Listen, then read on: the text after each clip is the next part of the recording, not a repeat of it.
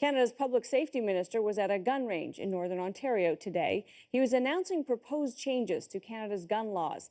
The Conservatives say the Common Sense Firearms Licensing Act is aimed at streamlining legislation and cutting red tape. Critics say it's more about trying to woo the gun lobby. Catherine Cullen reports. Public Safety Minister Blaney can smile knowing he might just have won the Conservatives a few more votes from gun owners. We don't put a burden on those who are respecting and abiding by the law. The government's announcement today emphasized cutting what it calls red tape, making it easier for gun owners in some provinces to transport their weapons. And if your gun license expires, a grace period instead of jail time. And by then I should have gotten my license. And the minister's audience for the news? He chose a Northern Ontario riding that the Conservatives won by just 18 votes.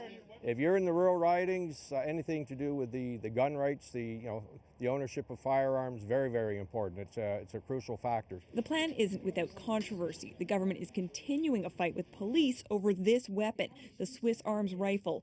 The RCMP tried to ban it. The government said gun owners could keep them. Today we are announcing that they can use it as well. The legislation is also taking on provincial firearms oversight. The new plan would take some powers away from the province's chief firearms officers by giving Ottawa the final say.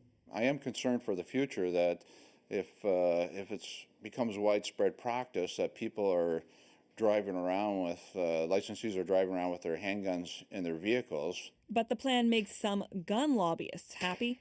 We're pleased. It's another step forward.